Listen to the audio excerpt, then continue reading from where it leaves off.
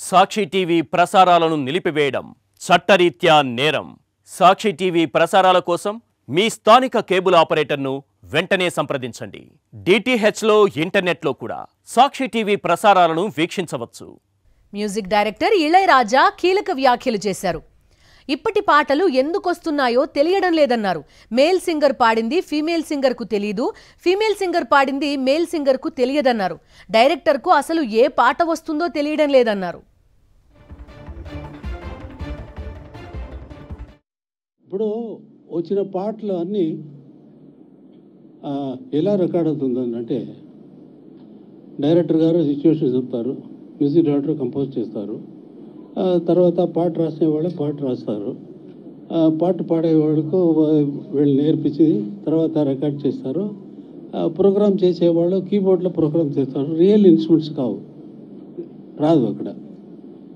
వీడు చేసేది వాళ్ళకు తెలీదు, వాడు చేసేది వాంచే వాళ్ళకి తెలీదు, పాట రాసే వాళ్ళకి ఏం ఎవరు పాడపోతున్నారు అనేది తెలియదు. పాట పాడేవాళ్ళకి డూయెట్గా అయితే మేల్ సింగర్ పాడేది ఫీమేల్ సింగర్కి తెలియదు ఏం పాడపోతున్నారు, ఫీమేల్ సింగర్ పాడేది మేల్ సింగర్స్కి తెలియదు, డైరెక్టర్ గారికి అసలు మొత్తం తెలియదు, ఏమీ తెలియదు. తర్వాత ఒకటిగా రికార్డ్ చేసి 1 month 2 months అయిన తర్వాత ఈ పాటలు వచ్చి షూటింగ్లో అక్కడ వెయిట్ చేస్తూ ఉంటారు.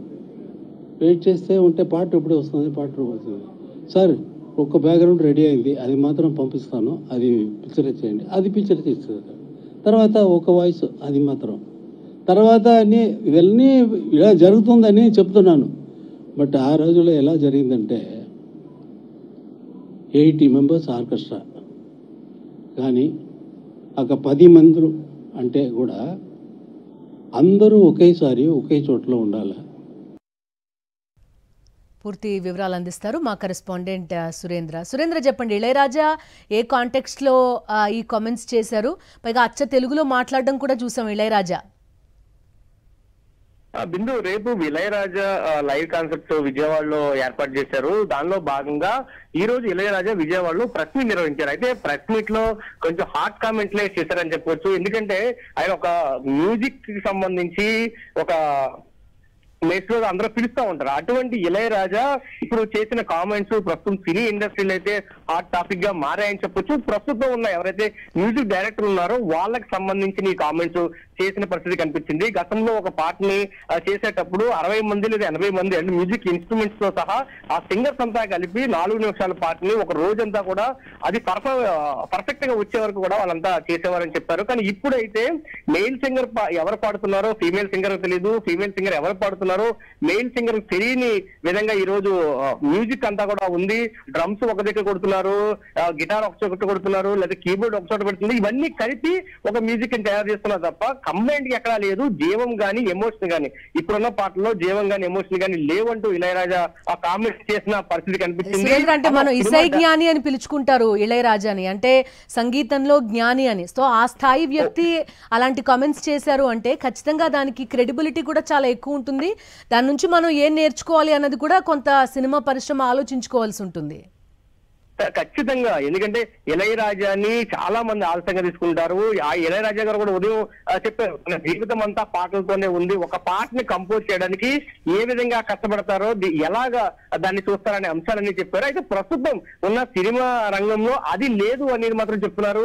కొత్తగా వచ్చిన వాళ్ళు అసలు ఎమోషన్స్ కానీ లేకపోతే దాని ఆ సిచ్యువేషన్ సంబంధించి కానీ ఎక్కడ కూడా ఈ మ్యూజిక్ సరిగ్గా రావట్లేదు, క్రియేటివిటీ కూడా పడిపోయిందంటూ చెప్పుకొచ్చిన పరిస్థితి అయితే చాలా స్పష్టంగా కనిపించింది. అయితే ఈ మధ్య కాలంలో కొంతమంది మ్యూజిక్ డైరెక్టర్లు కొన్ని కామెంట్స్ చేస్తున్నారు, తమలాగా ఎవరు కూడా ఈ విధంగా చేయలేకపోతున్నారంటూ కూడా కొన్ని కామెంట్లు చేస్తున్నారు. అయితే ఇప్పటి వరకు కూడా ఇళయరాజా ఇటువంటి కామెంట్ ఎక్కడ చేయలేదు. తాను మాట్లాడిన సంగీతం గురించి ఎక్కడ కూడా ఇటువంటి కామెంట్లు చేసిన పరిస్థితి లేదు.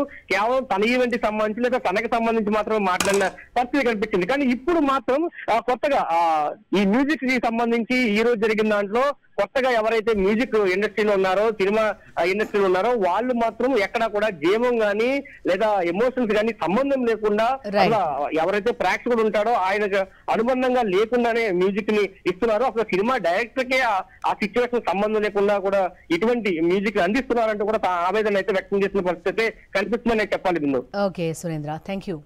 సాక్షి టీవీ ప్రసారాలను నిలిపివేయడం చట్టరీత్యా నేరం. సాక్షి టీవీ ప్రసారాల కోసం మీ స్థానిక కేబుల్ ఆపరేటర్ను వెంటనే సంప్రదించండి. DTHలో ఇంటర్నెట్లో కూడా సాక్షి టీవీ ప్రసారాలను వీక్షించవచ్చు.